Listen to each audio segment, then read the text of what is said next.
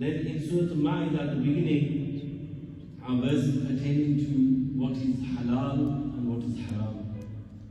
In terms of which types of animals are those that can be eaten, their meat can be eaten, and which types of animals are those whose meat cannot be eaten. And in the same way, the discussion of the slaughter of the people of the book and marrying the people of the book is discussed as well. I'll be opening up a larger discussion if I go into this in detail. If anybody has any questions about this, they can ask. Aside from the session, inshallah, when we have time allowing, we will go into these discussions in more detail. In the same way, in ayah number 6 of Surah Al-Maidah is the concept of wudu and the fara'id of wudu are clarified within that verse. And all four schools take from this verse and apply the ruling of what is formed in wudu. The Ahnaf, the Hanafi school takes clear words of this ayah and classes the fara'id of wudu to be four, that the verse mentions you to wash your faces and your hands till the elbows, and to wipe over your heads, and to wash your feet.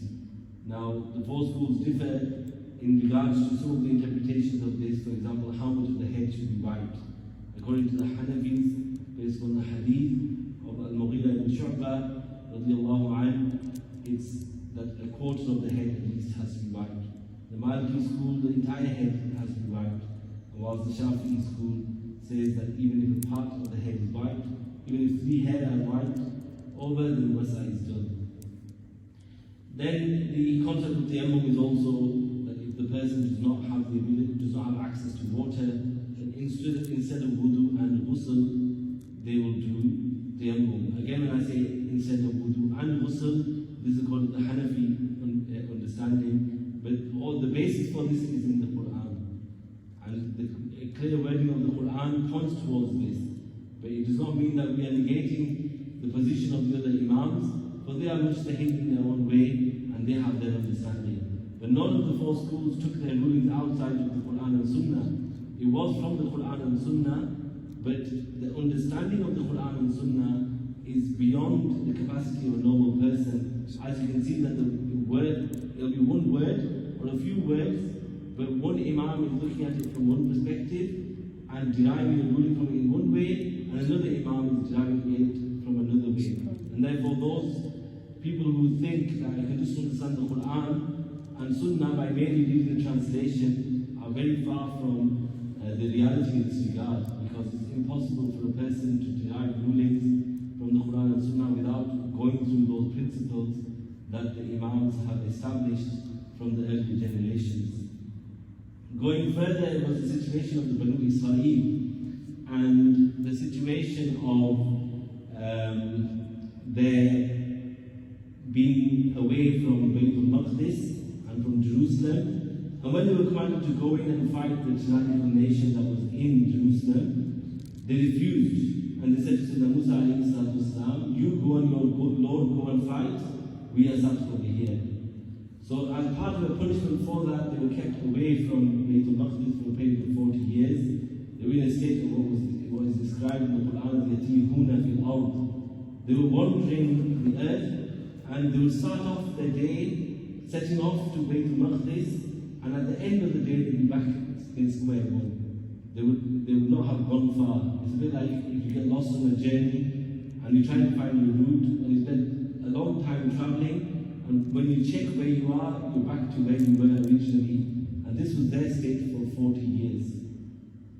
The situation of Adam alayhi salatu two children and the first death of a human being, Qabil and Habil, are also mentioned within these verses. And how Qabil, although they're not mentioned by name, but Qabil killed Habil. What's mentioned in the Quran is pertaining to the sacrifice. And we will stick to just what is mentioned in the Quran. And one warning is that there can be differences about interpretations or backgrounds with the stories, particularly because some stories come from Israel, from the Israeliyat, narrations that were in the books of Banu Israel, and then were put into books of Tafsir.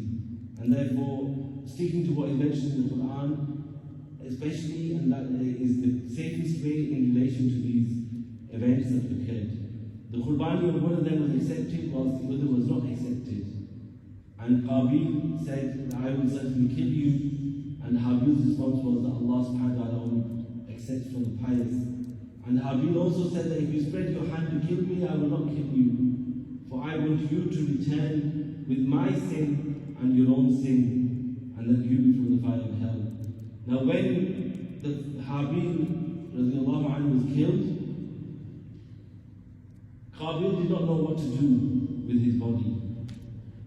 So Allah subhanahu wa ta'ala sent a crow which was digging in the earth to show him what he can do, how he can bury and hide the corpse of his brother. So he became from those who were ashamed, and the scholars of Tafsir explained that this shame is not shame of Tawbah. It was shame that he did not know what to do with the corpse. And Allah subhanahu wa ta'ala states that it's due to this that we prescribed upon the Banu Israel that the one who killed one life without a valid reason, without it being for another life or due to corruption of the earth, then it is as though he has killed all of humanity.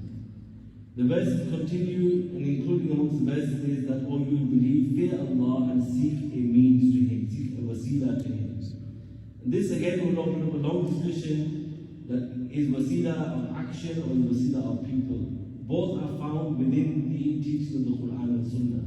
That you take wasila through action, these are also found within the authentic ahadith.